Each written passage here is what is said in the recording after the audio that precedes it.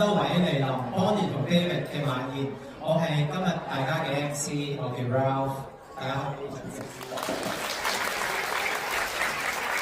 好啦，咁我哋好開心啦，今日就係慶祝佢哋今日嘅大日子啦，咁我亦都俾啲掌聲。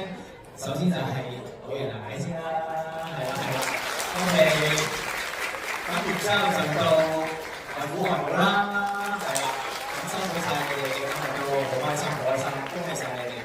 相信大家都會好想知道咧 ，Bonnie 同 David 由一開始認識啦，對大家嘅印象啦，去到拍拖係點樣走到嚟今日呢個大日子嘅。David 一開始咧對 Bonnie 印象咧就係覺得佢係一個好開朗、好開心嘅女仔啦。咁而佢亦都係一個好有智慧、好俾到一啲 advice 佢、好有自己思想嘅女仔嚟嘅，所以佢好欣賞佢呢啲point 嘅。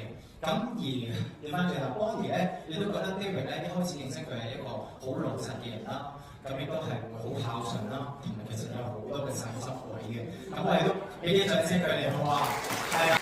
咁其實咧喺3年前啦，佢一開始認識咧，咁啊最初佢就拍拖啦，係咪？咁啊 David 咧一早咧就 book 定餐廳，就去同佢講食，就去食泰國嘢喎。咁你知咧食嘢都要紙巾㗎，係咪？白嘴㗎。咁咧阿 Bonnie 咧就話翻我聽，其實咧佢好細心，佢係自己袋定包紙巾咧，喺佢有需要嘅時候咧就會遞俾佢抹嘴嘅。咁所以呢個第一個嘅時間咧，喺佢哋一開始第一餐飯已經有一個好開心嘅印象㗎啦。咁然之後佢哋食飯就會行街啦，咁啊喺尖沙咀啦，咁啊喺金馬倫道啊 Mirror 嘅商場啦，咁出面會有啲馬路嘅。咁佢哋行入去啲馬路嘅時候咧，咁啊 David 亦都好細心咧，佢會拍一拍阿 Bonnie 咧，就入翻去外巷嗰邊行。咁呢一個嘅舉動咧，其實我聽完都覺得哇，叮一聲好 surprise， 因為呢個真係我都未必會留意到。佢哋一個覺得合適嘅時機咧，咁 David 咧就決定咧要喺呢個情況下拖住阿 Bonnie 嘅手啦。咁佢哋咧就係去到某個商場啦，咁啊去到一個扶手電梯啦。咁然之後咧 David 咧其實佢本身係一個好細膽、好害羞、比較一個內斂嘅人嚟嘅。咁佢咧就喺扶手電梯嗰度拖住咗阿 Bonnie 隻手啦。咁而喺呢個時候咧，其實 Bonnie 有少少 surprise 嚟咧。咁佢都一早知道 David 呢個好男仔咧，其實佢都係想同佢一齊嘅。咁所以佢哋咧就開始咗交往啦。好啦，咁然後咧去到上年嘅情人節啦。咁啊，當然咧 David 又係好重視呢個日子啊。咁佢咧就話我聽，佢預早咗成個幾月咧去揾餐廳嘅喎。咁而 which 咧，佢亦都係俾阿 Bonnie 知道，呢間餐廳好啊。